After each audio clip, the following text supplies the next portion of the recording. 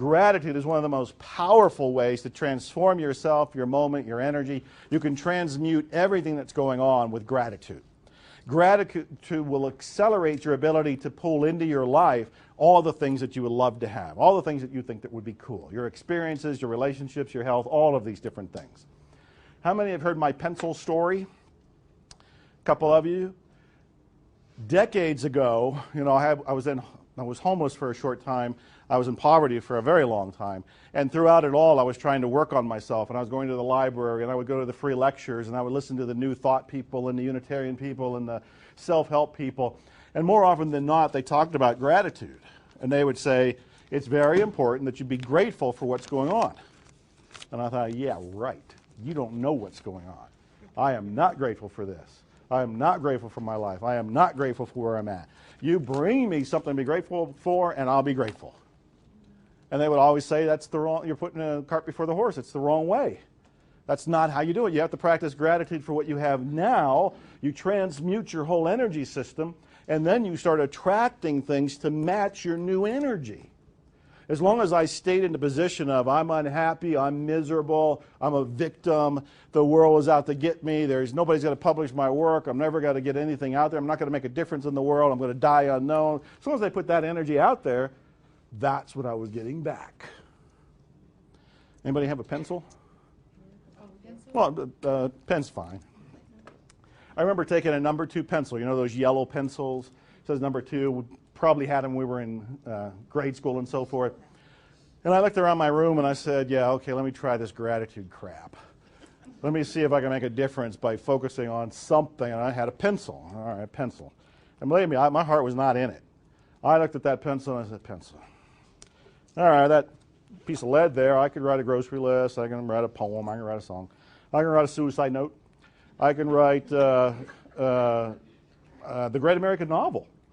I can write an award-winning play. I started to get excited. I started to see that with that piece of lead, I could write things. I could write affirmations. I can write a script. I can write visualizations. I could write pen pals before the internet and everything. I could write all kinds of things that could make a difference. And I started to feel really different. And then I turned the pencil over and I went, wow, an eraser. How brilliant is that? If I don't want to do the suicide note, well, okay, scratch that out. If I not want to write something or buy something at the store or whatever, I just erase it. I'm like, what an incredible invention. It's really just a twig. It's a stick. And somebody put lead on one side and an eraser, a piece of rubber on the other side, and now we can change the world.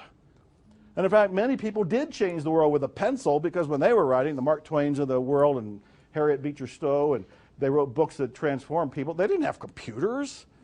They were doing it longhand. Some had pen and ink and all of that. But I started to realize this pencil is a work of genius. And thank God for the pencil. Every time I feel that story, I change internally. My energy goes up. I feel happier. I'm zinging. I'm just plugged myself into an electrical outlet. Do you feel that? Just hearing this? And that's a guy who didn't have a job, who wasn't published, who wasn't known, who was sitting in a room in a house where the toilet was in the same room, paying a couple $100s a month. When the car broke down, my whole life fell apart because I didn't know how to pay for anything. This was deep struggle. I was married at the time, and she was struggling just as much with me, and we were unhappy, all of that. But I found a pencil, and I found gratitude for the pencil, and that pencil opened the door for me to look around and go, wow, I got a roof over my head. There's a lot. When I say a lot, I mean there's unimaginable amount of people that don't. I got a refrigerator with some food in the refrigerator. A whole lot of people don't have the refrigerator. I don't have a room for the refrigerator. And I have learned that the more you are grateful for your moments, the better the moments that come next, the more enriched they are, the more your dreams and those things that you wanted to, that you thought would be so cool, accelerate to come into your life. Keep in mind, when I did the pencil thing and I'm unknown, it opened the door for me.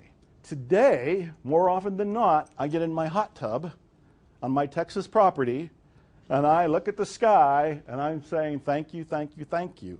But I'm living the lifestyle of one of the rich and famous. Why? From a pencil. Because I'm practicing gratitude. And I'm still practicing gratitude today.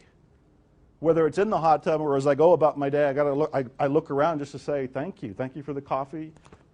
Thank you for Prosper is incredible, aren't they? Give them a round of applause. Prosper is just amazing. Yeah. Grateful for Prosper. Grateful for my life. Grateful for my health.